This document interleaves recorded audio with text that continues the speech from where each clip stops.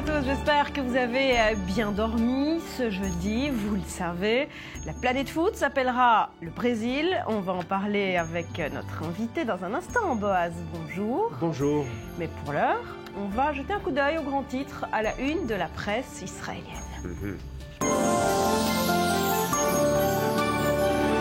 Cyril, qu'est-ce qu'on a pu lire ce matin dans les journaux israéliens ? Bonjour Barbara, bonjour Boaz. C'est un fait divers ce matin, Barbara, qui fait froid dans le dos, qui est à la une du Yediot Aharonot, mais également du Israël Hayom, le journal de Boaz. Les mains tachées de sang, un homme s'est rendu hier à la police aux alentours de minuit en faisant 7 aveux aux policiers. J'ai tué mes 2 enfants. Un spectacle d'horreur insupportable pour les policiers qui se sont rendus immédiatement au domicile du père dans la banlieue de Tel Aviv. Et 2 adolescents de 11 et 14 ans qui vivaient aux États-Unis avec leur mère ont donc été retrouvés morts, attachés et poignardés. Voilà ce matin ce qui fait la une du Israël Hayom et du Yediot Aharonot, les journaux israéliens qui reviennent également ce matin sur le regain de tension entre Israël et la bande de Gaza. La riposte israélienne au tir de roquettes depuis la bande de Gaza ne s'est pas fait attendre, nous disent les journaux. Un raid israélien a visé hier soir un milicien du Hamas, Mohamed Al-Aour, 33 ans, un ancien policier du mouvement islamiste palestinien reconverti au salafisme selon le journal. Et selon un communiqué de l'armée cité par le quotidien Israël Hayom, Aour était impliqué dans de nombreux tirs de roquettes contre le sud d'Israël ces dernières semaines. Une opération israélienne dont le Premier ministre israélien Binyamin Netanyahou s'est aussitôt félicité. Israël, a-t-il dit, continuera d'agir avec force contre ceux qui tentent d'attenter à la sécurité d'Israël. Alors plus tôt dans la journée, c'est le président de l'autorité palestinienne, Mahmoud Abbas, qui avait condamné le tir de roquettes, le premier, faut le rappeler, depuis l'accord de réconciliation entre le Fatah et le Hamas. Mais pour l'État hébreu, le raïs de Ramallah doit en faire plus. Il doit purement et simplement démanteler les organisations terroristes de l'enclave palestinienne. Ramallah qui, Barbara, a été dédouané hier de toute responsabilité par Washington, selon le quotidien en langue anglaise Jerusalem Post. Ramallah doit en faire évidemment plus pour lutter contre le terrorisme, mais c'est évidemment le Hamas, dit Washington, qui est responsable de la sécurité dans la bande de Gaza. Et puis la crise irakienne qui est également en bonne place ce matin dans les journaux israéliens, un pays qui se délite de jour en jour selon nos confrères du Israël Hayom, qui annoncent que la ville natale de Saddam Hussein, Tikrit, est tombée hier aux mains des insurgés d'Al-Qaïda, alors que l'armée s'apprête, elle, à présent à défendre la capitale, Bagdad. Et puis sous la plume de l'orientaliste Guy Bechor, le Yediot Aharonot fustige ce matin la politique d'Obama au Moyen-Orient. Entre Jérusalem et Mossoul, c'est le titre de cette tribune. Le régime de pantin chiite mis en place par les Américains est en train de s'effondrer, tout comme les illusions de la politique étrangère américaine dans la région. Alors pourquoi ce constat est si important pour Israël, nous explique l'universitaire. Eh bien c'est parce que cette même administration, l'administration Obama, tente de rassurer les Israéliens en présentant des plans sécuritaires sur la vallée du Jourdain. Allez, on termine, si vous le voulez bien, inévitablement avec le coup d'envoi du mondial, un coup d'envoi au rythme de la samba, selon le Israël Hayom, que la fête brésilienne commence, titre de son côté le Yediot Aharonot. Mais le ballon, c'est pas tout, écrit pour sa part le quotidien de gauche Haaretz, car cette année, il faut bien le dire, le cœur des Brésiliens n'est pas à la fête. Les touristes n'ont même pas le droit au célèbre carnaval, mais à des protestations de rue. Ce qui préoccupe les Brésiliens, conclut le Haaretz, c'est davantage leur quotidien plutôt que le ballon rond. Merci beaucoup Cyril, on reparle de tout ça dans un instant avec vous. Boaz, pour l'heure, le rappel des grands titres de cette matinée.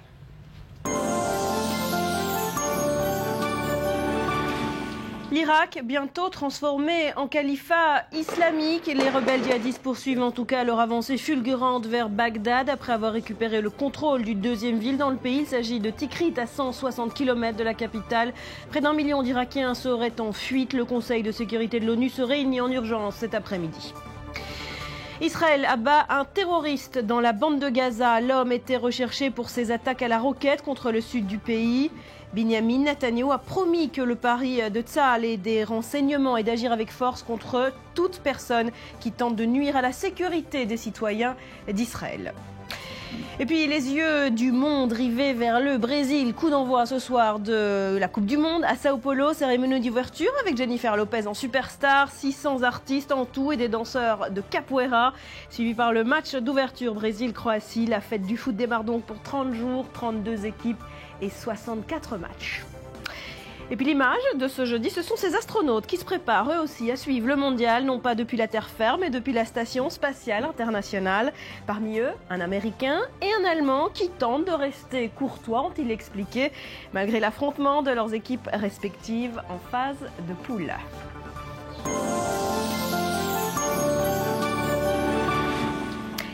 Les yeux du monde seront donc rivés ce soir vers Sao Paulo, on l'a dit, 30 jours de fête, la fête du ballon rond, la samba et le Brésil à l'honneur. Boaz, on en parle avec vous. Alors, on l'a dit, journaliste au Israël Hayom, vous êtes notre éditorialiste. Est-ce que vous vous rappelez de Paul le Poulpe ? D'abord, je veux dire, je regarde Cyril et je lui dis, mais qu'est-ce qu'on fait ici ? Qu'est-ce qu'on fait là ? Pourquoi est-ce qu'on n'est pas au Brésil ? Alors, rappelez-moi qui est ce Paul Poulpe. Alors, Paul le Poulpe, c'est celui qui faisait les prédictions, voilà. Vous savez, ce poulpe. Alors, il est remplacé cette année par un cochon d'Inde, voilà. D'accord, qui est prénommé Madame Shiva. Paul Poulpe en Allemagne, qui est mort un an après. Voilà. Alors, Shiva est suisse. Alors, je ne dis pas que vous êtes un cochon d'Inde, mais je vais vous demander ce matin ça, on ne l'a pas dit encore, de faire des prédictions un petit peu. D'abord, première question, est-ce que pour le Brésil, cette Coupe du Monde va être un fiasco ou une grande réussite? Très bonne question. Alors d'abord, moi, si ma mémoire est bonne, chaque fois, lorsque ça commence mal, ça se termine bien. Prenons justement les Jeux de Sochi. Souvenez-vous tout ce qu'on a dit avant les Jeux Olympiques d'hiver, les Jeux d'hiver de Sochi. À la fin, quel succès pour les Russes et pour les Jeux eux-mêmes. Là, pour le Brésil, on a tellement, on s'attend tellement au pire que finalement, je pense que dès ce soir, dès le moment où les matchs commencent, la fête va commencer surtout au Brésil. Sauf que, et je voudrais juste dire à Cyril, suite à ce qu'on a lu dans le journal Haaretz, que le ballon n'est pas tout, que finalement que le monde ce mois-ci ne sera jamais aussi rond justement comme un ballon et là ça répond à votre question. Dès que ça commence, pour moi, je prends le risque de dire que ça va être un grand succès. Voilà, triomphe pour le Brésil, c'est votre premier pronostic ce matin. Pour l'équipe, je ne sais pas sûr. Justement, on le répétera jamais assez, le Brésil c'est le pays du football, le ballon rond est le roi là-bas, les Brésiliens c'est les apôtres du beau jeu, enfin bon, on n'explique plus qui sont... ne dites pas ça à un Argentin. Voilà, les Brésiliens, est-ce que ça augmente la pression quand ça se passe dans le pays roi du foot? Bien sûr, l'équipe qui reçoit a toujours la pression sur elle, mais parfois ou souvent aussi justement le fait qu'on reçoit et qu'on a le public. Et c'est très très difficile aussi d'être un mois loin de chez soi, loin de ses proches, ne pas avoir ses habitudes, c'est pas si évident. Eux quand même, ils sont chez eux, ils auront le soutien populaire même s'il y a des manifestations et même si certains Brésiliens disent le contraire. Et je pense que justement, oui, pression et parfois la pression, tous les psychologues de sport vont vous dire, la pression peut être un atout. Donc vous y croyez pour le Brésil? Encore une fois, c'est pas l'équipe que je souhaite qui gagne. Si vous voulez savoir mon souhait à moi je suis la génération israélienne de 74, que comme on se sentait après la guerre des Kippour complètement isolé, on a adopté les Pays-Bas. Et donc j'ai commencé ma carrière footballistique avec des grosses larmes de voir Johan Cruyff perdre la finale contre l'Allemagne de l'Ouest. Donc ça a très mal commencé. Vous soutenez quelle équipe? C'est le Brésil. Ah, c'est le Brésil. C'est le Brésil. Alors justement, le Brésil, on y va tout de suite. On retrouve notre correspondant sur place. François Cardona, bonjour. Merci d'être avec nous depuis Sao Paulo. Alors le compte à rebours est lancé. Quelle est l'atmosphère ce matin dans le pays? Eh bien, écoutez, très spécial, vous l'imaginez, une centaine de mètres d'ici, sur la plage de Copacabana, des milliers de supporters de tous les pays sont encore en train de faire la fête, alors qu'il n'est que 2h du mat, après tout, ici à Rio de Janeiro. Les touristes du monde entier affluent au Brésil pour assister à ce mondial. Le pays en attend plus de 600 000, près de 3 millions de Brésiliens vont aussi voyager dans le pays pendant cette Coupe du Monde. Ces derniers jours, Rio de Janeiro, c'est recouvert de guirlandes, de drapeaux verts et jaunes. Tout le monde ici attend cette fameuse cérémonie d'ouverture. Elle doit commencer en milieu d'après-midi à Sao Paulo à 15h14, très exactement, dans le stade rénové Arena Corinthians, devant plus de 60 000 spectateurs. Plus de 10 chefs d'État y assisteront également, dont la présidente brésilienne, bien sûr, même si, visiblement, en raison de la grogne sociale qui secoue le pays depuis plusieurs mois, l'UNICEF n'a pas prévu de faire le discours. Merci beaucoup François Cardona en direct depuis Sao Paulo d'avoir été avec nous.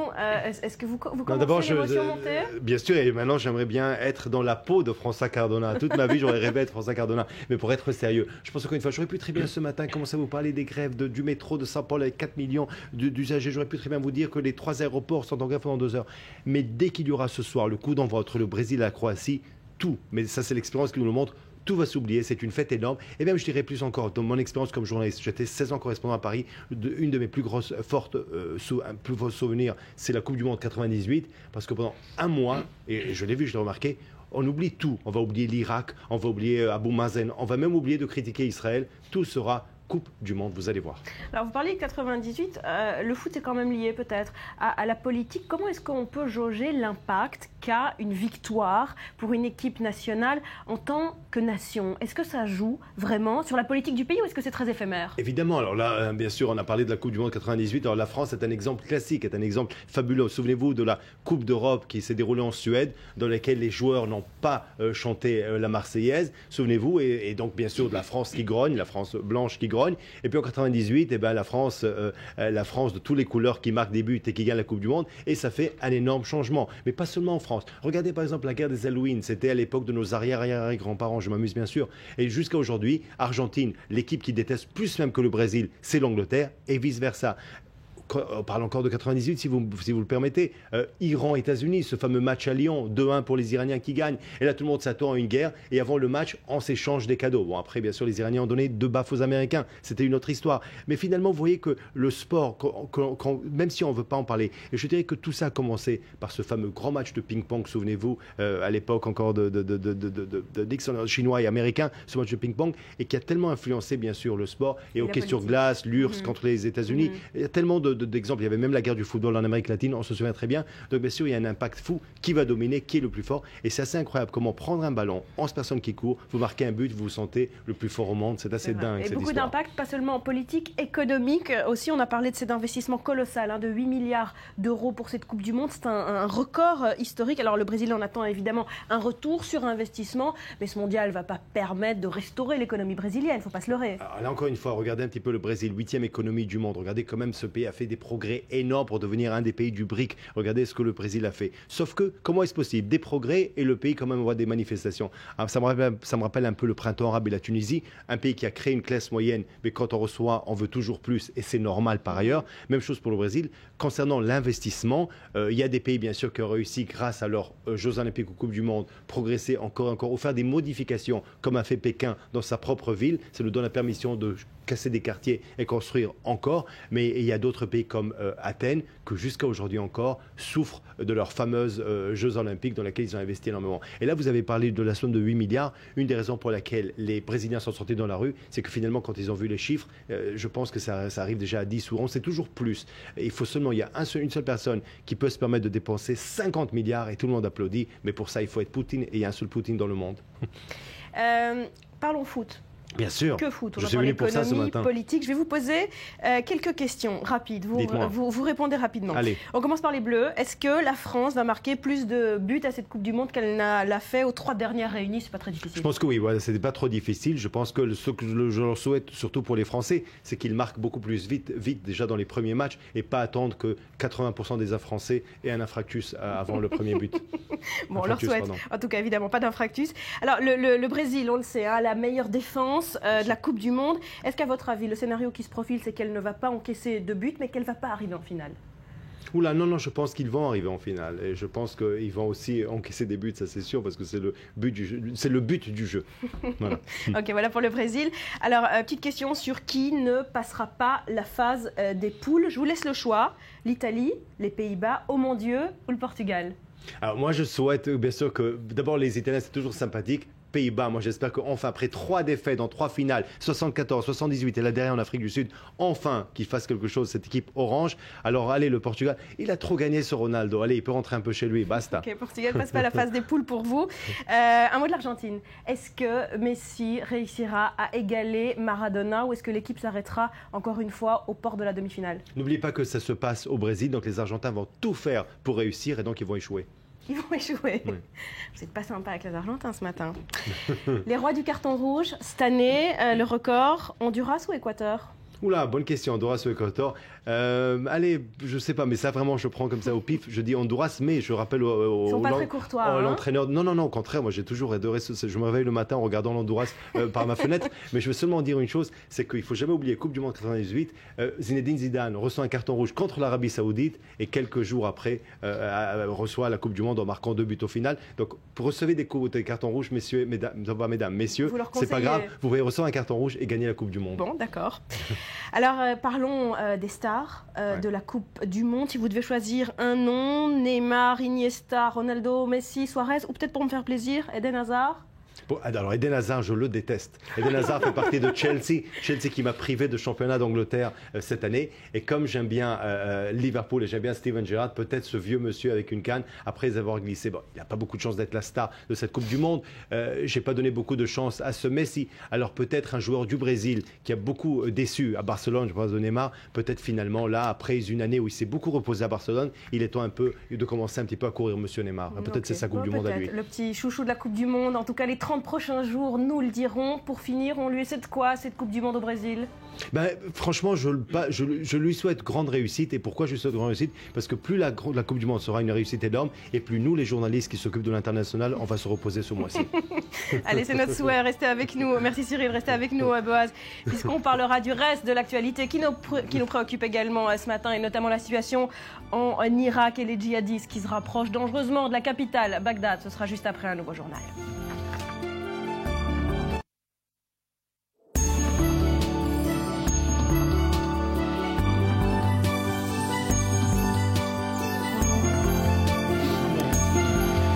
Retour sur le plateau du Morning, merci d'être avec nous. Ce matin, on prend tout de suite la direction de l'Égypte avec une image plutôt surprenante. C'est l'image qu'on retient ce matin. Le tout nouveau président, vous le voyez, Abdel Fattah al-Sisi a rendu visite hier à une femme violée dimanche, place Tahrir, pendant la cérémonie d'ouverture. Vous le voyez, un bouquet de fleurs à la main. Il est accompagné du ministre de la Défense et du chef d'état-major égyptien. Une visite à un plus haut niveau. Il a présenté ses excuses à la victime ainsi qu'à toutes les femmes égyptiennes ayant subi des sévices sexuels. Boaz, vous êtes encore avec nous. C'est un geste fort en symbole, 4 jours à peine après son entrée en fonction. Pas seulement fort, mais très très très fort. Et pour moi, ce geste-là, ce qu'on vient de voir, cette image-là, est peut-être beaucoup plus forte que beaucoup d'images des centaines de milliers de places Tahrir. Et j'explique. Pour qu'il y ait réellement une démocratie, pour que réellement les choses bougent chez nos voisins, et on veut que ça bouge de façon positive, il faut que la société change. Il faut vraiment qu'il y ait... Et la société aussi change par, vous savez très bien, par la femme. Et à Tahrir, pendant que tout le monde disait féliciter cette démocratie qui monte, nous, journalistes qui étaient sur place, on voyait ce manque de respect total envers les femmes sur la place, et aussi certaines journalistes qui ont subi, souvenez-vous très bien, des abus sexuels et carrément des viols de cette place Tahrir. Et là, ce nouveau président, ainsi, c'est la première chose qu'il fait, première chose sérieuse, d'aller s'excuser au nom de la nation égyptienne devant cette femme, ça c'est quelque chose de très très fort. Il commence vraiment de façon positive son premier mandat. C'est ça, si on tente d'analyser ce symbole, on peut dire peut-être que ces viols, ces agressions sexuelles, cet harcèlement est devenu presque le symbole de l'ère post-Moubarak en Égypte, de l'anarchie qui a régné dans le pays. Ce geste, cette arrestation de 7 personnes directement après ce viol, c'est Al-Sisi qui dit « Cette page de l'Égypte, je la tourne ». Exactement. Il dit cette chose-là, et encore une fois, comme j'ai dit avant, c'était justement ce comportement hideux envers les femmes prouvait à quel point justement la société n'était pas prête. Et c'est pas seulement une question d'anarchie, parce qu'on peut très bien avoir une anarchie, avoir des institutions qui tombent, la présidente qui tombe, et quand même respecter là où les femmes. On a connu d'autres États et d'autres époques dans lesquelles les révolutions, on a vu la place de la femme dans la révolution. À quoi n'étaient pas préparés les Égyptiens, pas prêts les Égyptiens. Justement, je pense que, avec tout le respect que j'ai, et j'ai beaucoup de respect pour nos voisins, pour le monde arabe. Je pense que justement les sociétés dans le monde arabe qui ont le plus progressé, on voit très bien des pays comme la Tunisie qui a créé une classe moyenne, on voit même dans l'autorité palestinienne pas loin de chez nous la position qu'a la femme, et on voit à quel point comment l'économie suit le fonctionnement de l'État. Encore une fois, c'est pas parfait, mais ça fonctionne. Et quand on regarde par exemple dans certains pays du Golfe la position qu'a la femme, c'est assez inadmissible. Sauf qu'en Égypte on allait encore beaucoup plus loin. Les viols, c'est quelque chose qui est pratiquement quelque chose qui est tout à fait fréquent, qui fait partie des mœurs. Ouais. Et ça, c'est quelque chose qui prouve une société qui est malade. Un pays comme l'Égypte, qui veut se redresser, qui veut progresser à nouveau, qui veut avoir sa place. N'oubliez pas de quel pays on parle. On parle quand même d'une des nations qui a le plus contribué pour notre civilisation. Alors je crois que si commence très très bien, c'est pas par politique extérieure, c'est pas en achetant des armes aux Russes ou aux Américains, c'est pas en disant oui ou non à la paix avec Israël, c'est pas en parlant de la Palestine ou des Chinois, c'est justement en traitant bien sa propre société. Et quand on parle de société, bien sûr, c'est ce qu'il a promis. La femme, la sécurité, mettre fin à la violence. Myriam Danan, vous nous accompagnez également ce matin, rédactrice en chef du Morning, sur ce qu'on vient de voir. Alors bien sûr, Al-Sisi aujourd'hui, son grand défi, c'est au-delà des femmes, sauver la classe moyenne égyptienne qui a bien sûr le plus souffert de cette dernière révolution et de cette ère post-Moubarak. Alors oui, c'est le symbole de la débandade et de la déchéance et de ce post-gouvernement des frères musulmans, de ces coups d'État à répétition. Et Sisi prend les choses en main, il le montre il y a tout juste 3 ou 4 jours, il y a une loi qui a été votée en Égypte pour criminaliser davantage le viol. 5 ans de prison à la clé, on n'est toujours pas là en Inde notamment. Et puis il y a également 7 interpellations qui ont été annoncées dans les heures qui ont suivi déjà ce viol. Il prend les choses en main et il le sait très bien. Son défi, autant que l'économie, et même pour redresser l'économie, c'est la stabilisation sécuritaire sur le sol égyptien. Voilà, stopper la violence, remettre en place la sécurité. Les Égyptiens attendent de lui un plan très clair pour y parvenir. Comment il va faire? Est-ce que ça va passer par encore plus de répression? Alors, je ne sais pas si plus de répression, c'est ce qu'il peut aujourd'hui. Moi, je ne pense pas, au contraire. Moi, je pense que si on n'a pas de démocratie en Égypte, et je le savais, c'est-à-dire c'était assez clair dès le début pour certains, je pense qu'il y aura plus de liberté. Donc, on ne peut pas plus de répression, ça ne va pas dans le sens des choses. Donc, pas démocratie, mais plus de liberté. Concernant le quotidien, n'oubliez pas ce que c'est l'Égypte, plus de 80 millions d'habitants. Imaginez que dans 80 millions d'habitants, les naissances, tous les ans, combien de nouvelles classes vous devez ouvrir? Donc, c'est assez inimaginable, les proportions que ça prend en Égypte. Faire manger 80 millions ou plus de personnes. Alors, bien sûr, redonner une stabilité d'abord au pays, ça c'est la première chose qui va se faire. Après, redressement du pays et réel en avant. Alors, bien sûr, c'est amener encore une fois un financement étranger, ramener les touristes, combien important. Il suffit d'aller aujourd'hui en Égypte, aller voir les pyramides et compter les touristes. Et parfois, on va voir que 7 personnes. Inconcevable, impossible pour ce pays. Mais moi, je suis plutôt vraiment optimiste. Je pense que, encore une fois, c'est beaucoup plus, c'est beaucoup plus logique parce que ce que l'Égypte avait besoin finalement dans un premier temps, et j'en souhaite la démocratie, c'est déjà avoir, un Moubarak qui vous donne moins corrompu et plus de liberté dans un premier temps. Après, on verra. Et je pense que ce Al-Sisi a très bien compris le message des Égyptiens. Pour finir, Boaz, un mot peut-être de l'idéologie d'Al-Sisi qu'on ne connaît pas encore très bien à l'hôpital. Quand il a présenté ses excuses à la victime, il lui a aussi promis un voyage à la Mecque offert par l'État pour aider à sa convalescence et il a appelé à la restauration des valeurs morales. Est-ce que ça va passer par l'islam aussi, la restauration de ces valeurs? Non. On sait qu'il a combattu les islamistes, mais c'est un homme religieux. Alors, laissons l'Égypte de côté, prenons Israël. Qu'est-ce que Roubi Rivlin a fait hier quand il a obtenu, bien sûr, il a été élu comme président? Il a mis une kippa sur la tête. Oui. Est-ce que ça veut dire que demain, Israël va devenir un État religieux? Non, c'est ça, on sombre toujours, on pense toujours que dès le moment où on respecte, par exemple, le Coran, donc tout de suite on est islamiste. Pas du tout, c'est-à-dire on peut être respectueux de la Torah sans vouloir d'être un pays 100% un pays de l'halakha. Donc moi je pense qu'au contraire, Al-Sisi, justement, c'est celui qui a mis fin aux frères islamistes et il les a combattus, il les a mis même en prison, certains peut-être exécutés. Donc justement, on ne peut pas aujourd'hui venir dire « Ah, lui, c'est très dangereux », sauf que lui aussi a compris très bien ce qui est la société égyptienne, traditionnaliste, respect de la religion, et donc il va faire avec. Il est mieux que c'est l'armée aujourd'hui qui contrôle, que ce soit les religieux en Égypte qui le contrôlent. Donc au contraire, je pense qu'il est très intelligent et il rassure surtout les Égyptiens. Le mot de la fin sur l'Égypte?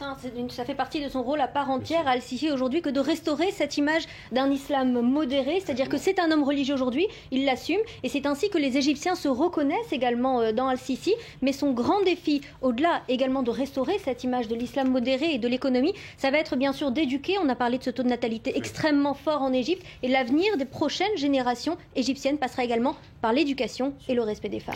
Restez avec nous parce qu'on parle de l'Irak, dans un instant pour l'heure le rappel des grands titres de cette matinée. L'Irak, justement, peut-être bientôt transformé en califat islamique. Les rebelles djihadistes poursuivent leur avancée fulgurante vers Bagdad après avoir récupéré le contrôle de Tikrit à 160 km de la capitale. Près d'1 million d'Irakiens seraient en fuite. Le Conseil de sécurité de l'ONU se réunit en urgence cet après-midi. Israël abat un terroriste dans la bande de Gaza. L'homme a été recherché pour ses attaques à la roquette contre le sud du pays. Binyamin Netanyahu a promis que le pari de Tsahal et des renseignements est d'agir avec force contre toute personne qui tente de nuire à la sécurité des citoyens israéliens. Les yeux du monde rivés vers le Brésil. Coup d'envoi ce soir de la Coupe du Monde à Sao Paulo. Cérémonie d'ouverture avec Jennifer Lopez en superstar. 600 artistes en tout et des danseurs de capoeira suivis par le match d'ouverture Brésil-Croatie. La fête du foot démarre donc pour 30 jours, 32 équipes et 64 matchs. Enfin, l'image de ce jeudi, ce sont ces astronautes qui se préparent eux aussi à suivre le mondial, non pas depuis la Terre ferme, mais depuis la Station spatiale internationale. Et parmi eux, vous le voyez, un Américain et un Allemand qui tentent de rester courtois malgré l'affrontement de leurs équipes respectives en phase de poule. Allez, on prend donc la direction de l'Irak à présent, 48 heures après la chute de Mossoul, c'est donc une deuxième ville qui tombe aux mains des djihadistes. Il s'agit de Tikrit à 160 km à peine de Bagdad. Le rappel des faits en images.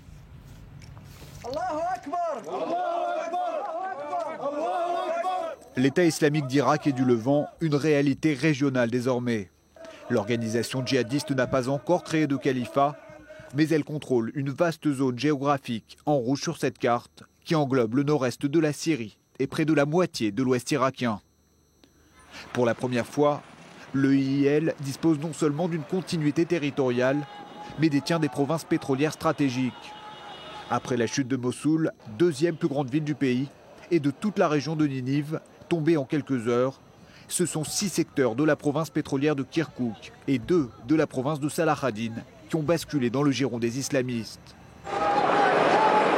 Sur leur passage, les combattants djihadistes font fuir la population et sèment la terreur. Ce mercredi, 15 membres des forces de sécurité irakiennes ont été froidement exécutés à Kirkouk, tandis que le consul de Turquie était kidnappé par des hommes en armes à Mossoul.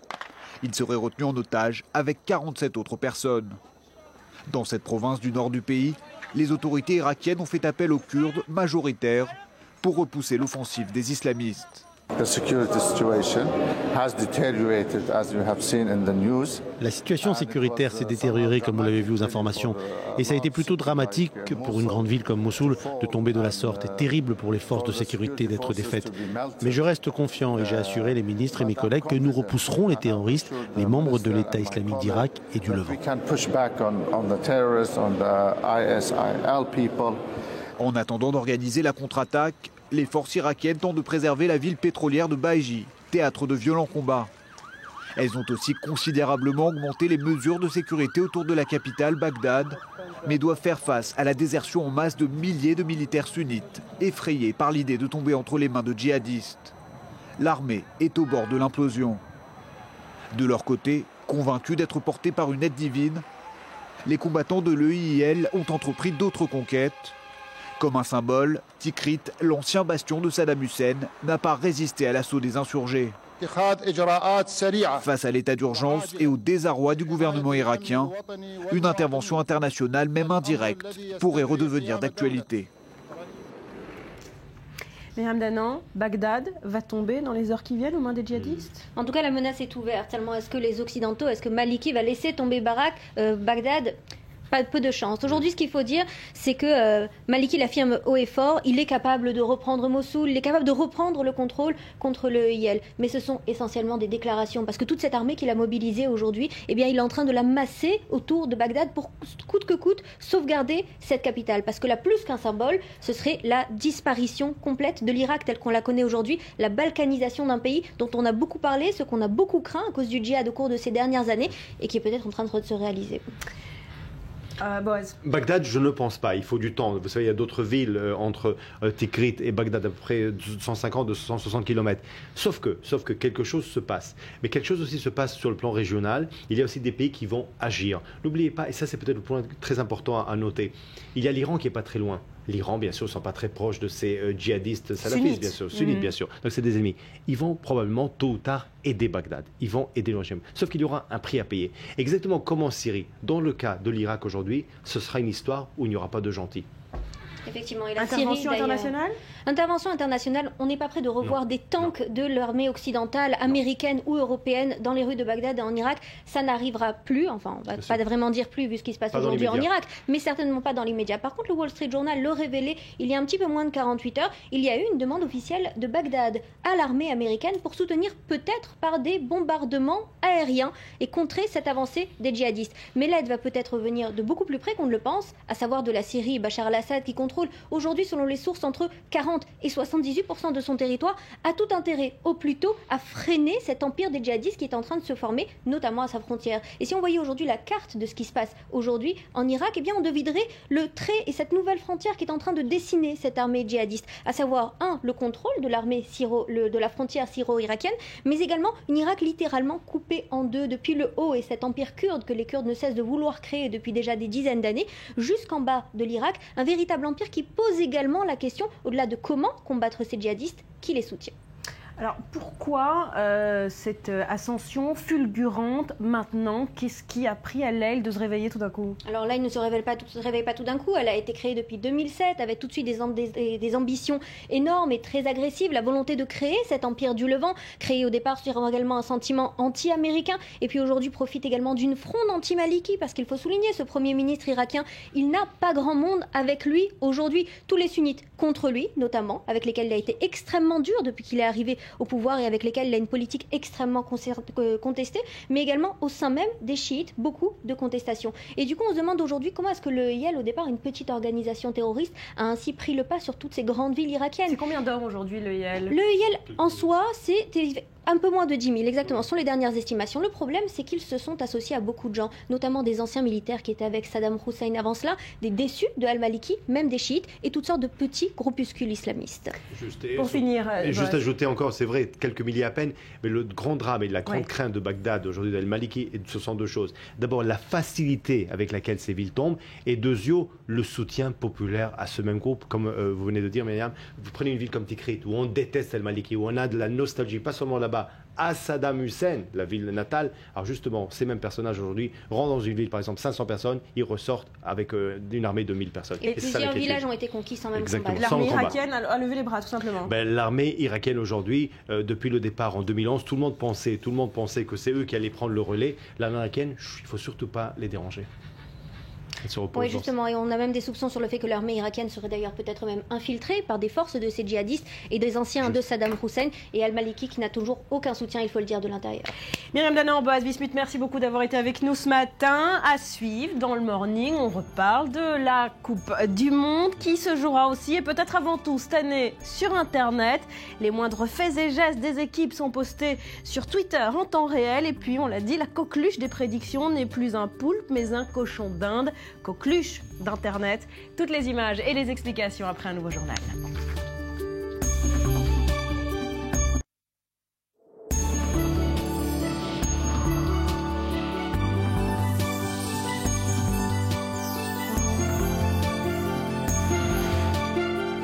Et on continue de parler de la Coupe du Monde ce matin, évidemment, avec le match d'ouverture ce soir entre le Brésil et la Croatie. Alors le Brésil, grand favori de la compétition, devra quand même se méfier de la Croatie qui aime les surprises en compétition. Présentation de cette équipe croate en images. Absents il y a 4 ans en Afrique du Sud, les Croates sont de retour, mais ce mondial brésilien s'annonce compliqué pour eux. Ils ont en effet hérité du groupe A avec le Mexique, le Cameroun et le Brésil, contre qui ils vont jouer le match d'ouverture le 12 juin. Un adversaire redoutable, mais les Croates, 20e au classement FIFA, misent sur le point faible de la Seleção pour qui sait créer la surprise. Nous n'avons rien à perdre. Nous arrivons vraiment ici en tant qu'outsider. Le Brésil, c'est l'équipe qui doit gagner ce mondial parce que ça se passe chez eux. Donc ils ont une énorme pression. La Croatie va pouvoir compter sur ses 2 stars, Luka Modric, milieu de terrain du Real Madrid, et Mario Mandzukic, attaquant du Bayern Munich. Mais elle a dû faire face à plusieurs forfaits pour blessure et va devoir aussi se passer de son vétéran Josip Simonic, suspendu par la FIFA pour 10 matchs après avoir célébré par un cri fasciste la qualification à l'arraché de son pays en novembre dernier. Un entraîneur n'est jamais satisfait, mais l'un dans l'autre, je suis plutôt satisfait. Nous serons plutôt bien préparés pour ce mondial. De là à répéter l'exploit de 1998 où ils avaient atteint les demi-finales, les Croates en rêvent, mais ils savent aussi que cette fois un adversaire de plus les attend, la chaleur. Au Mexique, ils ont les mêmes conditions climatiques qu'au Brésil, et pareil pour les Africains. Donc on va voir. Nous ne voulons pas utiliser ça comme un alibi, mais ça peut devenir un problème. En tout cas, quel que soit leur parcours au Brésil, les Croates se sont engagés à donner une partie de leur prime aux victimes des récentes inondations dans leur pays.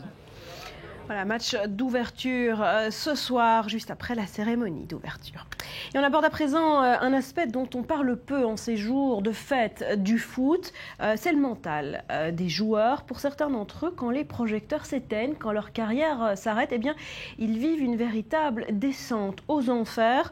Ça a été le cas de Fabrice Bénichou. Bonjour, merci d'être avec nous. Vous n'êtes pas footballeur, mais boxeur, triple champion du monde et 5 fois champion d'Europe. Vous avez aujourd'hui 49 ans et vous signez Mon dernier combat aux éditions du Cherche Midi. Votre dernier combat, Fabrice, il a été contre la mort que vous avez voulu vous donner. Pourquoi ? C'est surtout une question mentale et qui a été lâchée. J'ai toujours eu un mental d'acier car j'étais conditionné, suggestionné, mentalisé à être le meilleur, à être performant et toujours être avant. Et bon, le jour où on est lâché, mentalement on lâche, on a les gens qui vous aiment autour de vous qui disparaissent, vous êtes perdu. Et on est en fin de compte très très fragile. On a les béquilles qui nous soutiennent. Alors, Fabrice, on ne va parler maintenant que d'eux. Pendant un mois, les Messi, les Neymar, les Ronaldo. Est-ce que vous pensez que dans le monde du foot, particulièrement, ces joueurs sont trop starifiés ?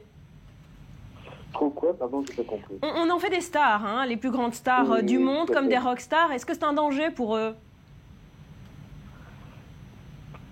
Excusez-moi, vu que la communication passe pas bien, ça coupe. Est-ce que je crois pour eux ? Pour eux, est-ce que c'est un danger d'être mis à ce point sur un piédestal ? C'est un danger. C'est relatif, ça dépend encore une fois de l'entourage qu'ils ont, ça dépend de la mentalité qu'ils ont, et puis les envies, leurs ambitions en fin de compte. Mais bon, c'est vrai que ça peut être dangereux dans le sens qu'on est géré, on est mené, on est choyé, on est chouchouté, on est les plus beaux, les plus forts, on est les meilleurs. Et du jour au lendemain, on se retrouve si on n'a rien derrière nous pour nous cadrer. On se trouve totalement par terre et c'est très dur d'être relevé mentalement. Alors, vous êtes aujourd'hui beaucoup plus en forme. Qu'est-ce qui vous a sauvé ? Qu'est-ce qui vous a permis de vous en sortir quand les projecteurs se sont éteints ? C'est les projecteurs qui sont éteints qui m'ont fait du mal. Ça, à la rigueur, je m'y attendais, je m'étais préparé pour ça. Mon ambition n'était pas d'être une star encore toute ma vie ou continuer. Je voulais avoir une vie simple. Et puis, tout ce qui m'a fait du mal, c'est surtout quand l'amour a disparu, quand les miens, je n'ai pas pu assumer pour ceux que j'aimais. J'étais pas à la hauteur. Tout ça pour des raisons mentales, physiologiques. Une maladie qui est horrible, qu'on appelle la dépression. Voilà, j'ai plongé. Et ce qui m'a aidé à me relever, en fin de compte, c'est le soutien des personnes qui sont autour de moi, évidemment. Et un magicien comme le docteur Lowenstein, William Lowenstein, un des meilleurs addictologues qu'il y a ici en France, lui m'a aidé vraiment à me relever par les traitements qu'il me fallait. Il me disait effectivement non pas que mental, mais chimique également. Peut-être avec toute la pression physique et mentale que j'ai eue en tant que sportif, j'ai déclenché quelque chose qui a fait que je suis tombé en pleine dépression. Merci beaucoup Fabrice Bénichou. Mon dernier combat aux éditions Cherche Midi, c'est le livre que vous signez. Merci d'avoir été avec nous.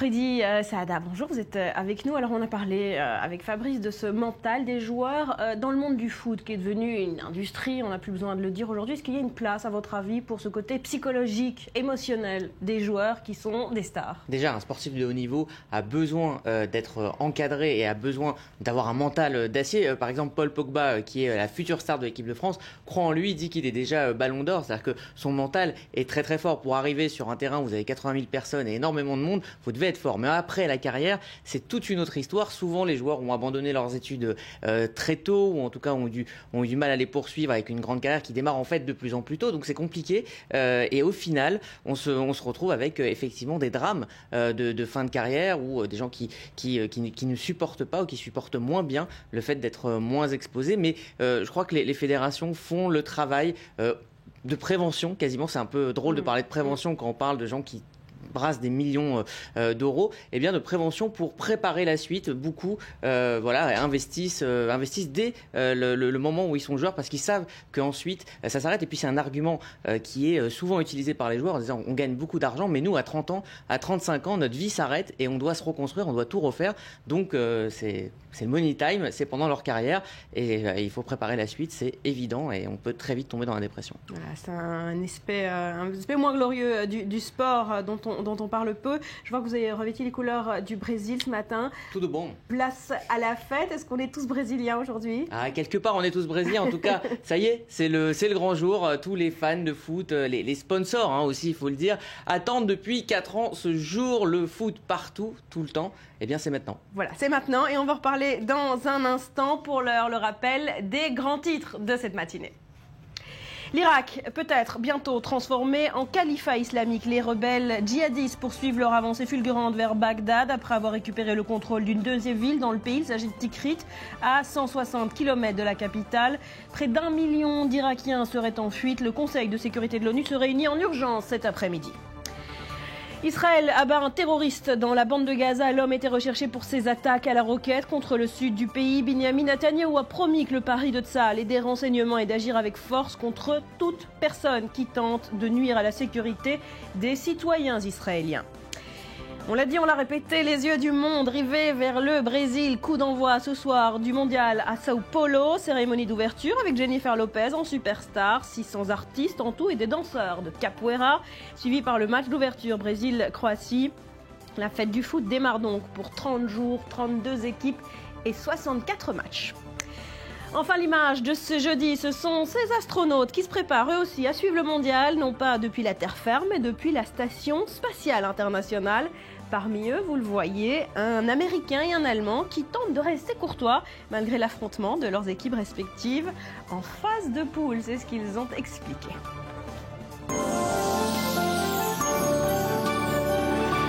Alors sur la planète foot, il ne faut pas sous-estimer le secteur des paris sportifs. Du côté des bookmakers, on s'attend cette année à de nouveaux records. On parlerait de plusieurs milliards d'euros misés par le public. Et une question, comment sont fixées les cotes des matchs et des joueurs? Reportage dans les coulisses d'un des leaders européens du secteur à Dublin, en Irlande. Un bâtiment anonyme en banlieue de Dublin. À l'intérieur, des écrans par centaines. Dans cette salle de marché un peu particulière, les yeux des traders ne sont pas rivés sur les indices boursiers, mais sur les émissions de sport. Car nous sommes dans l'antre d'un des leaders du pari sportif en Europe. C'est ici que sont fixées les cotes des joueurs, des matchs sur lesquels le public peut parier via Internet.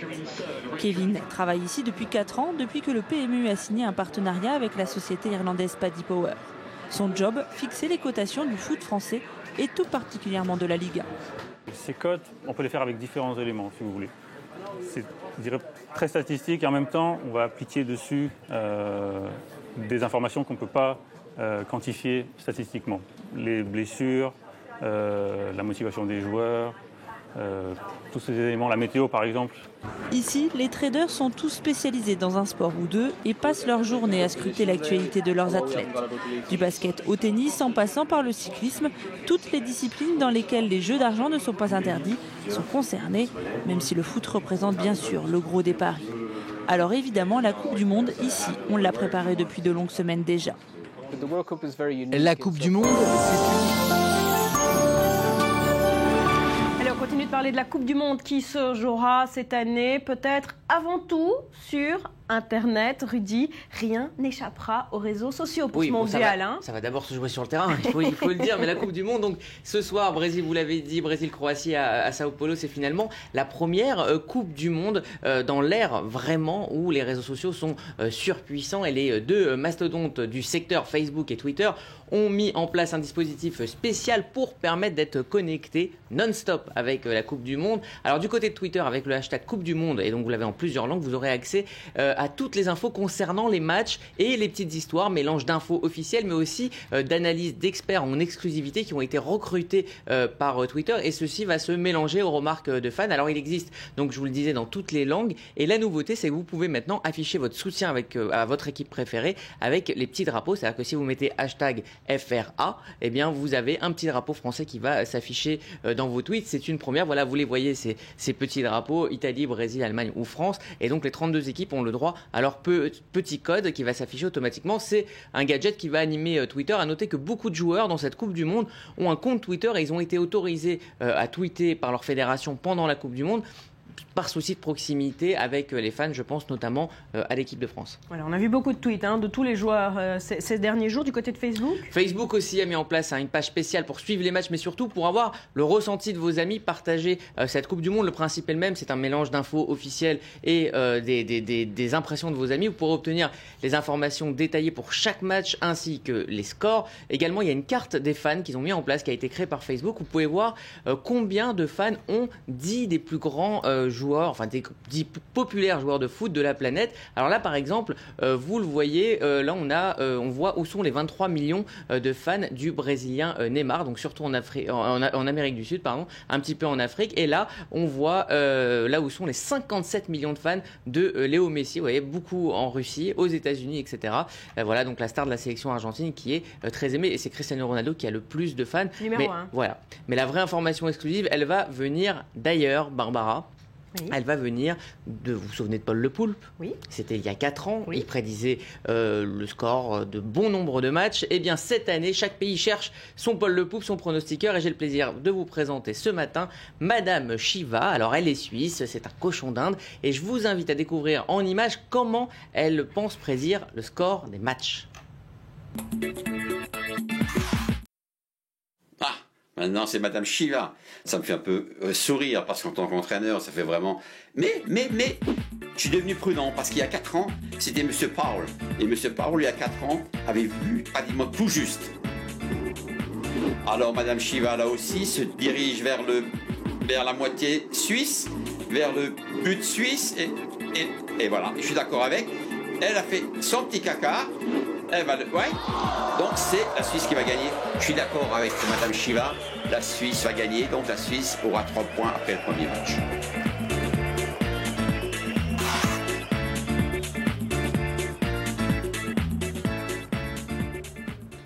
Donc c'est le petit caca qui va définir le vainqueur. Voilà, alors on va excuser un petit peu la méthode parce que c'est pour la bonne cause. En fait, cette vidéo qui a été réalisée avec l'entraîneur Gilbert Gress est en fait une manière de parler d'une ONG qui soutient les paysans de l'Équateur, justement, premier adversaire de la sélection suisse. Donc c'est pour la bonne cause.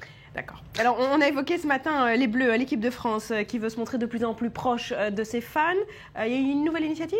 Oui, on les voit souvent, vous savez, avec les gros casques sortant du car, etc. On se demande ce qu'il y a dedans. Eh bien, hier, le site d'écoute en ligne de musique Spotify a publié les playlists des Bleus. Elle a demandé aux Bleus de publier leurs playlists, histoire de découvrir ce qu'ils écoutent. Alors, la grosse tendance est au rap et au hip-hop, comme par exemple, on va voir ce qu'écoute Karim Benzema. Ok.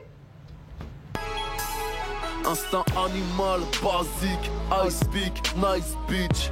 B2OPA, Bullby, South Beach. L'argent est gagné salement, les sommes sont colossales. Alors ça c'est la grosse tendance au hip-hop, mais il y a des dossiers, alors il y a des exceptions. Voici ce qu'on découvre dans la playlist du gardien de but Mikel Landreau ou encore de Mamadou Sakho. Regardez, c'est étonnant.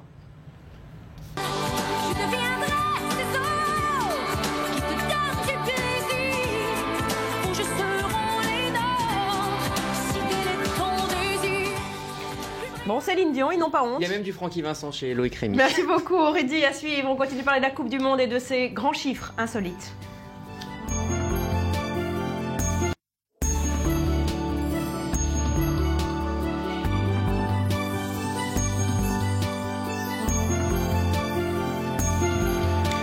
Merci d'être avec nous sur le plateau du Morning. On va parler de la Coupe du Monde en chiffres. À présent, des chiffres qui donnent le tournis. Yohan Waki, bonjour. On peut dire que c'est un peu le mondial de la démesure, en fait. C'est exactement ça, c'est le mondial de la démesure. Alors, le Brésil accueille à partir d'aujourd'hui la Coupe du Monde de football.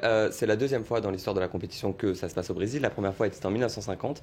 Mais les chiffres et la dimension qu'a pris ce mondial cette année, voilà, dans une toute autre dimension. Alors je vous donne un premier chiffre très très fort pour vous donner tout de suite le ton. On est à 8 milliards de dollars dépensés par le Brésil pour l'organisation du tournoi. Et une telle dépense n'est pas habituelle puisqu'à titre comparatif, en 2010, l'Afrique du Sud... Non 8 milliards d'euros, 11 milliards milliards de dollars. Ouais, exactement, pardon.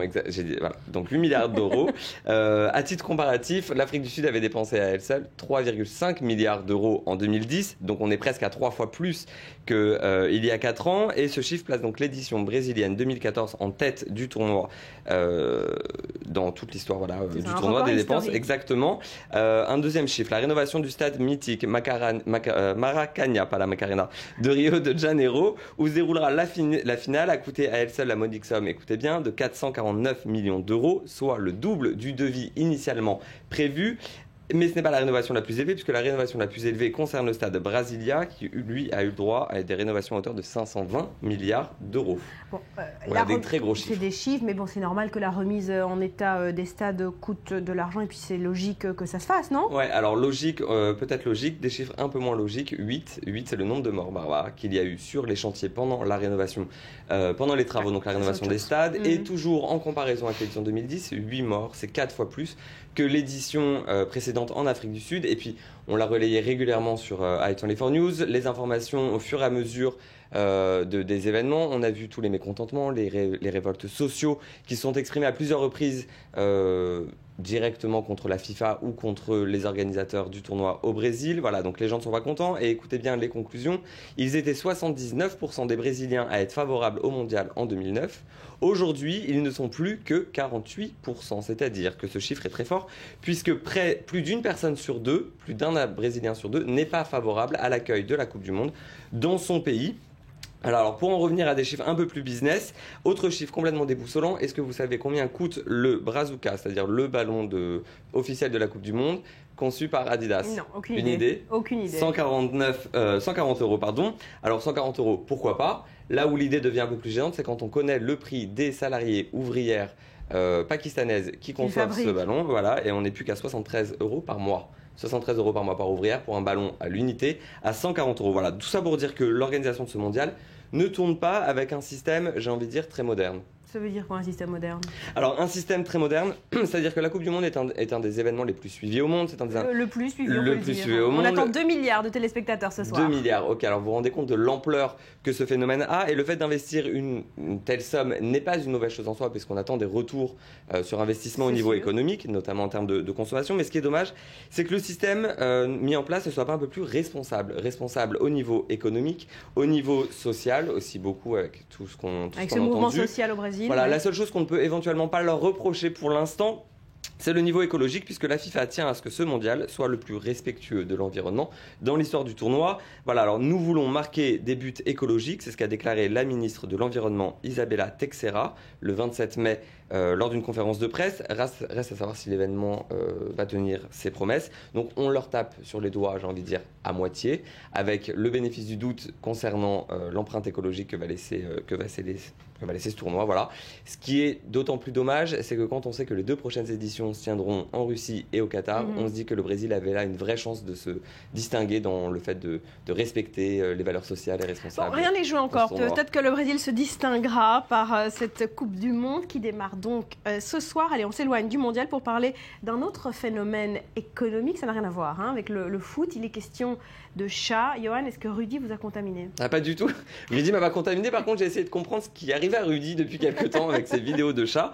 Alors, plus précisément, ce qu'on appelle les lolcats. Vous savez, ces vidéos de chats. Les lolcats. Voilà, ces vidéos de chats qui font un peu tout et n'importe quoi, en fait, on peut bien le dire, et qui font rire beaucoup de monde. Eh bien, sur Internet. Sur Internet, exactement. Donc, ça peut être des vidéos de chats qui rentrent dans des paniers. Voilà, des chats. Eh bien, figurez-vous qu'une explication économique au phénomène, c'est-à-dire au succès de ces vidéos, a été tentée. Ah mais ça m'intéresse parce que moi je comprends pas. Alors le succès je vais vous expliquer. Des chats. Je vais vous expliquer. Alors l'explication économique à ce phénomène est donc possible. Elle est proposée par le site The Conversation, qui nous propose un raisonnement très rigoureux, puisque ce site est réputé pour avoir une vraie rigueur universitaire appliquée à un style journalistique. Alors la question de départ est la suivante.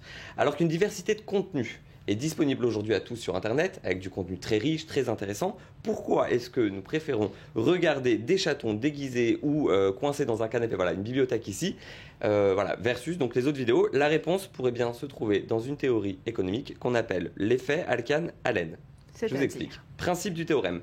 Quand des coûts fixes sont associés à une catégorie de produits, ceux de meilleure qualité deviennent relativement moins chers que ceux de mauvaise qualité. Ça veut dire que l'écart entre eux se réduit, quoi. Exactement. Je prends un exemple chiffré. Vous avez deux produits, deux catégories de produits identiques. L'un est haut de gamme, on va dire qu'il coûte 3 $. L'autre est bas de gamme, on va dire qu'il coûte 1 $. Si vous ajoutez des coûts fixes identiques à ces deux produits, on va dire le transport de ces deux bouteilles de shampoing pour 5 $, le premier passe à 8, le deuxième passe à 6. Ça veut dire quoi? Ça veut dire que le premier qui était au début 3 fois plus cher ne devient que 1,5 fois plus cher quand on ajoute des coûts fixes. Donc le produit plus cher devient relativement moins cher que l'autre. Eh bien écoutez, figurez-vous que ce raisonnement peut s'appliquer à l'inverse. C'est-à-dire que si on enlève tous les coûts fixes de deux produits d'une même catégorie, ici prenons une vidéo de chat et une vidéo d'un grand concert. On va prendre deux produits. On enlève tous les coûts fixes, ce que fait Internet, puisque les vidéos sont accessibles aux mêmes personnes facilement, il suffit juste d'un ordinateur.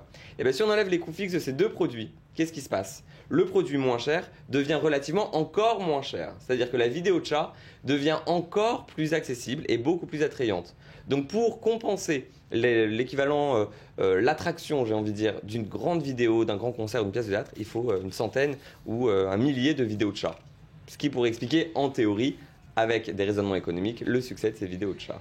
En tout cas, Barbara, si ce type de raisonnement vous intéresse, je vois que ça vous passionne. Oui, vous avez l'air totalement convaincu. Mais écoutez, il existe des livres très intéressants, notamment une série de livres qui s'appelle Freakonomics, Super Freakonomics, écrit par des grands économistes qui ont cartonné en librairie, qui sont très très intéressants. On vous expliquera des raisonnements par des raisonnements économiques, des situations du quotidien. Pour vous donner un exemple, pourquoi est-ce que les dealers de drogue vivent la plupart du temps chez leur maman? Pourquoi? Ah bah il faut lire le bouquin. Voilà, il y a tout un raisonnement économique sur ce genre de théorie qui fonctionne. J'ai toujours pas compris le succès des chats, mais continuons à creuser. Mais ça fonctionne, ça fonctionne. Bon, peut-être qu'on va trouver une explication logique. Merci beaucoup, Yoann. Merci Barbara.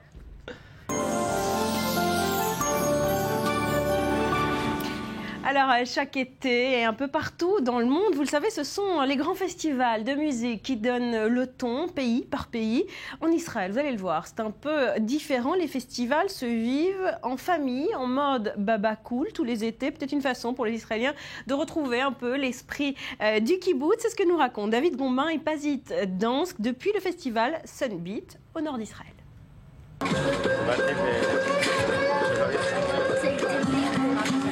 Quelques encablures de la frontière syrienne, c'est au pied du mont Hermon, dans le nord d'Israël, que se sont rassemblés des milliers de jeunes et moins jeunes pour faire la fête. Concerts, ateliers, le tout dans une ambiance néo-hippie. Dans un pays marqué par la gentrification, alors que le fossé entre riches et pauvres s'agrandit de plus en plus, les festivals en plein air, l'ambiance babacool pourrait rappeler les grandes heures des kibboutz israéliens et leurs valeurs collectives. Pour l'organisateur de cet événement, c'est juste un retour à la nature. Ce festival représente une expérience bien plus large qu'un genre musical en particulier. Comme je vous l'ai dit, on a le décor naturel, des ateliers, des activités pour les enfants et des rassemblements. Un festival, c'est tout d'abord un rassemblement. Une fois le contrôle de sécurité franchi, première étape, monter les tentes et se mettre à ses aises pour vraiment commencer le week-end. Racheli, une jeune Israélienne de Tel Aviv, est fin prête à faire la fête.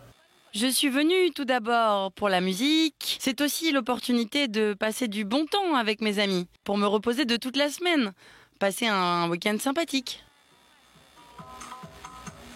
Dans le monde entier, l'été a son lot de festivals, généralement plutôt fréquentés par des jeunes. En Israël, de plus en plus de familles font le déplacement. Aire de camping dédiée, activités pour enfants, le festival s'adapte à ce nouveau public. On est venu avec des amis, en famille, avec les enfants. Ça leur a pris 2 heures pour s'habituer, mais depuis, ils s'amusent comme des fous. On se laisse aller, on danse, on s'amuse. C'est vraiment génial.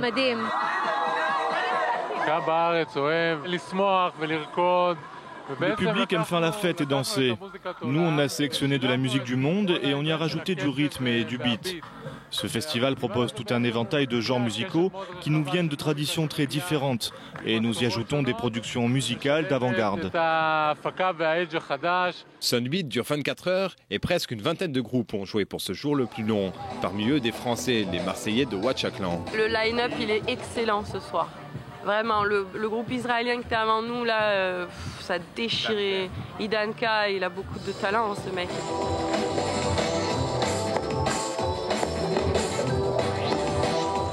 Chacun vient avec beaucoup d'amis et je fais partie de cette très grande famille de festivaliers.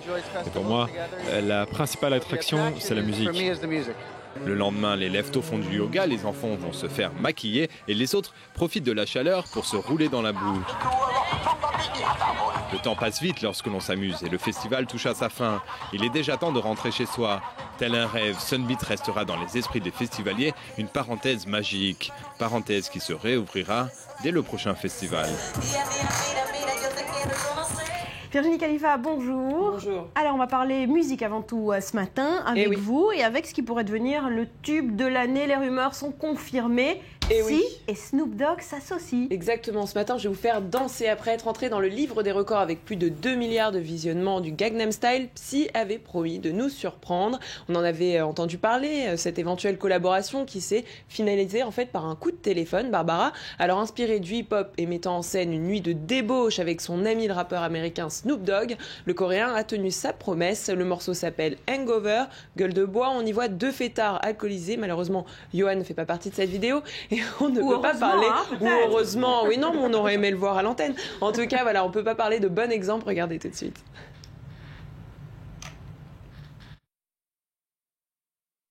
Hangover, hangover, hangover, hangover, hangover, hangover, hangover, hangover, hangover, hangover.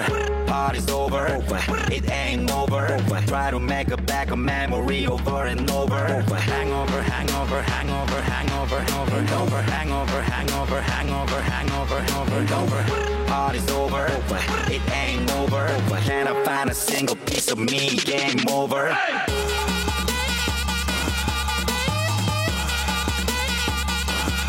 Hangover.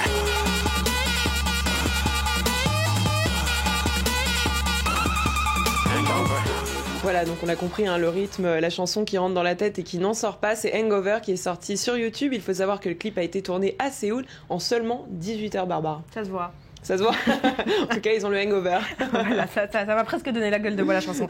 Allez, on continue avec le concours national Geographic Traveler. Voilà, on va parler de l'édition 2014 qui a été lancée. Les photos ont été dévoilées. Chaque année, le magazine National Geographic organise ce concours de photos que vous voyez. Elles sont magnifiques pour cette 26e manifestation qui s'arrêtera le 30 juin. La compétition est divisée en 4 catégories. Photos de voyage, scène en extérieur, perception du lieu et photos prises sur le vif. Et cette année, eh bien, les gagnants remporteront une expédition en Alaska, une visite des côtes désertiques de Santa Fe au Nouveau-Mexique et un voyage sur les flots des côtes maritimes du Maine aux États-Unis. Ah, c'est donc magnifique, vous pouvez toujours envoyer vos photos. Johan, vous pouvez vous y mettre pour tenter de gagner le concours. Il est encore temps de soumettre ces photos sur le nationalgeographic.com, le site qui s'affiche tout de suite sur votre écran. Qu'est-ce que vous voulez Non, je crois dire? qu'il faut même pas que j'envoie toutes les photos que j'ai de Tel Aviv. Virginie. Ah bon, pourquoi? Non, je crois que c'est pas bon pour votre carrière. On s'attaque encore à moi, mais j'en peux plus. Mais si c'est pas Rudy, c'est Johan, hein, c'est pas possible. Allez, autre info qui fait le buzz, Virginie, en ce moment, ce sont ces fameux billets de $100 qu'on avait vus aux États-Unis. Oui. Ils arrivent en Europe. Ils arrivent en Europe pour le plaisir de tous les Européens. Alors quand on avait appris qu'un généreux inconnu cachait des enveloppes blanches avec des billets de $100 dans tout San Francisco, eh bien, on a tous eu ce sentiment de déception de ne pas habiter aux États-Unis. Eh bien, aujourd'hui, j'ai une nouvelle qui va vous faire plaisir. Cet homme généreux vient en Europe et il a été démasqué il y a 2 jours et a dévoilé son envie de continuer à distribuer des sommes d'argent à travers d'autres villes outre-Atlantique. Et c'est sur Twitter que les indices grouilleront comme d'habitude. Son nom, c'est Jason Boozy, c'est un investisseur immobilier originaire de Californie. C'est sur la chaîne CNN qu'il a confirmé voyager pour poursuivre cette chasse au trésor. Au programme dissimulation de liasses de billets à Paris, Londres, Madrid, date prévue la première semaine du mois de juillet. Et quand on lui a demandé pourquoi il faisait ça, voici ce qu'il a répondu.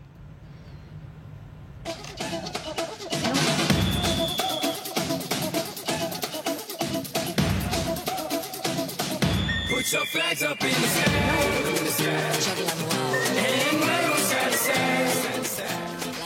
On n'a pas peut-être l'explication de ce milliardaire, danser, mais vous savez, c'est le mondial ce soir. En 2 mots, Barbara. il a expliqué ça comment? Pourquoi il fait ça? Alors en fait, il a gagné une somme d'argent, il a voulu le partager donc aux États-Unis, à San Francisco, et puis finalement, il s'est dit qu'il pouvait aussi aider des œuvres de charité, mais que ça ne suffisait pas. Et quand il a vu l'ampleur que ça avait pris aux États-Unis et puis le buzz qu'il avait créé tout autour de ça, eh bien, il s'est dit qu'il fallait qu'il continue à le partager dans le reste du monde avec ses amis. Allez, on va finir en musique. Juste en un mot, vous nous rappelez l'hymne officiel du mondial cette année, c'est quoi? C'est qui? C'est Gillo et Pitbull avec le Olé Ola. You are the one, exactement. On va en entendre beaucoup, des Olé Ola à partir de ce soir. Merci beaucoup Virginie, merci beaucoup Johan, merci à vous d'avoir été avec nous. On se quitte donc en musique avec l'hymne national du mondial. Bonne journée, portez-vous bien et belle Coupe du Monde à tous.